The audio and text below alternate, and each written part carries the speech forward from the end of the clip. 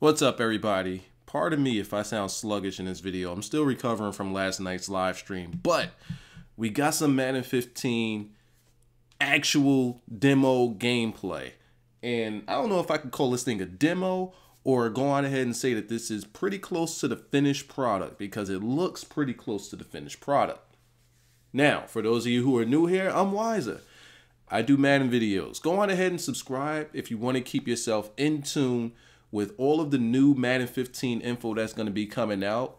Info, screenshots, video clips, or if you just want to be subscribed to a Madden channel, I am here. Everybody else, go on ahead and hit that like button so that we could bring them on in. Now, I'm going to talk about what I'm seeing on the screen and some of the things that were said here at E3 and what I feel about it so far. One thing I will say is they were going for a TV look, and I think that they nailed it. The look of this game, being able to cycle through the different camera angles and such, it looks beautiful.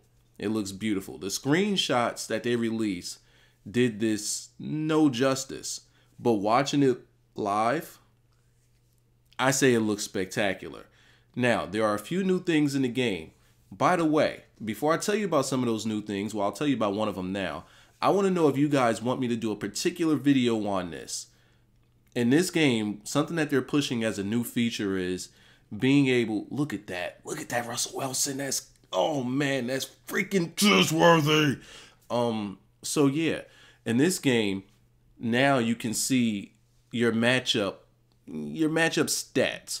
Like, say you're on offense and you want to see the guy across from you, you want to see like his height, weight, stat differential, you want to see how his press is, or you want to see the wide receivers release, the plus and minus with that. That's actually not new. That's something that was debuted in NCAA 14. If you guys want me to do a side-by-side video comparison of the Madden 15 showing that, and also NCAA 14 doing it, I'll do so. And I'll talk more about that feature there. But for now, I'm going to let these guys talk, and I'm just going to chime in from here to here, because I think that they're going to have some dialogue in here that you're going to want to listen to. By the way, yes, you can change this camera angle on defense. You're not stuck in what we will call, let's call it a third-person view, sort of, kind of. You won't be stuck in it. You can change it back to the classic defensive camera, because a lot of guys ask that. I want to get that out of the way now. Now, will that only work in player versus AI, or how's it? Because head-to-head as well. So online, it works in all cases. So it would just be saving it until I snap the ball or you snap the ball? Exactly. So the window opens when the ball is snapped. You'll see the player ring here. You'll watch the white ring that comes around as the ball is snapped. There it is. And so he timed it again perfectly. Then you saw the button come up above his head telling you to hit it. And that will get the aggressive or the finesse move. So that's another thing we've done, is we've added a lot of player indicators that tell you when to do the mechanics. Gotcha. Something that we haven't had in Madden in the past. We're really excited about. This year, Madden's implementing something that they had put in the game last year. It's a feature where you can choose a community play based on a situation, and well, you could do it at any time. But what it basically does is it'll show you, what a community play or what a community would usually do in a certain situation. It'll show you a percentage of their results that they've got by choosing that play in that situation. I say that that's pretty cool. They had it last year, but it was only available through Smart Glass. I guess it was when Xbox One and PS4 was trying to push their agenda, but not too many people cared for it, so they just put it right inside the game. I think that's a positive, because it can help new guys that's coming over to Madden, and it can help beginners figure out what to do in different situations. The other positive to it is guys that are usually stuck in running the same plays over and over, now they can add something new to what they are doing. So that's the positive to that.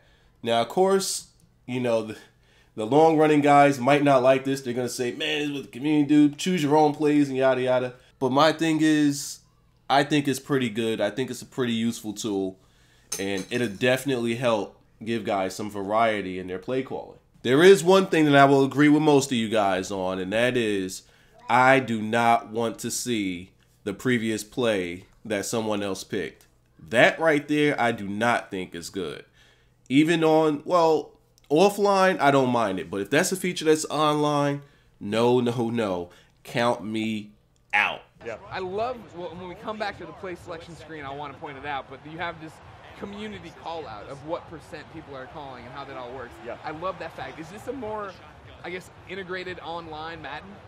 It absolutely is. So in Play Call, we've got community picks, which looks at really millions of games going back to Madden 25 at the start of launch. And what it's saying is, in the situation you're in now, like you might be in a red zone offense. Average yards, what the, Yep, it's telling you what the community has done in that situation, like 3rd and long or red zone defense. And then it's telling you what they've averaged when they call that play. So for a new guy coming to Madden, or maybe doesn't have the football culture in his mind, it helps recommend plays for him to call. So, it seems like, even though this is, oh, there was good. No, you got great play, and then you get a great reaction. It seems like this is a good use of the PlayStation 4. That's what we're playing on. Yep. Go trophies. You're bringing in some of the stuff you use Smart Glass for, right? We did, and actually we brought Smart Glass over to the PS4 as well this year. Oh, okay. But a lot of the players that use that said that they wanted to see it more in Play Call, so we actually created it on the console this year. No, I mean, that's the thing. I always thought Smart Glass was super, super cool, but I never used it that much, right? Because like I want to sit down, I want to play a game of Madden, I don't want to deal with it. But having it integrated where I can see what the community has done, how much they get from that, that's awesome. Yep.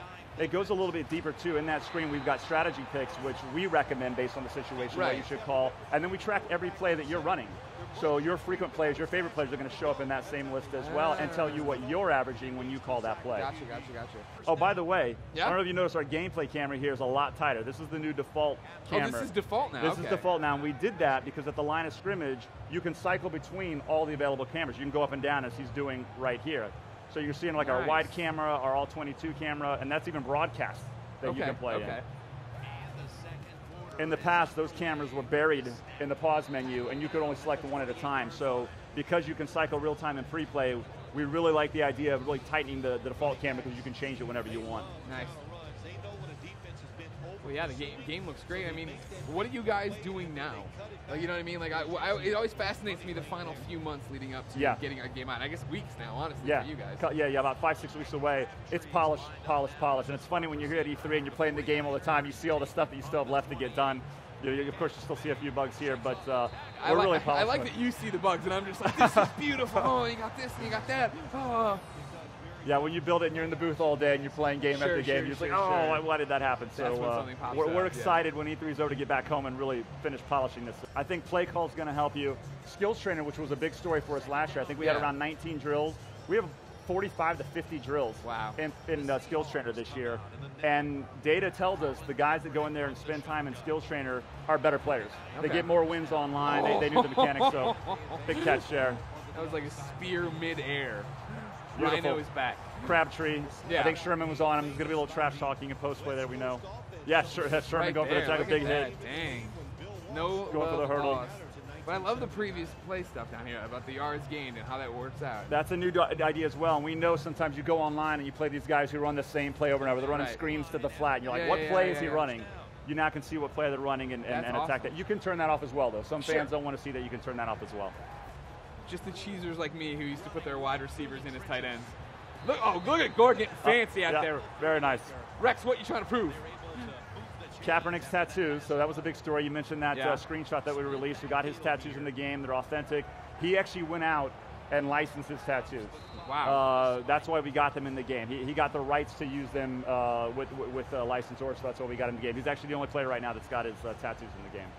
That's the future, everybody. That is the future. Start licensing your tattoos. If you're getting the rights, star. not like getting the rights to your tattoos. I know what you mean.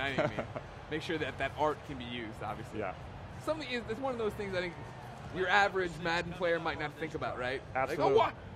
He's clearly got a tattoo there. Why wouldn't they use that? Well, that's the copyrighted image someone owns the rights to. I think it started with the Mike Tyson tattoo and then the Hangover. So what else? I mean, what else is the new hotness in Madden for you?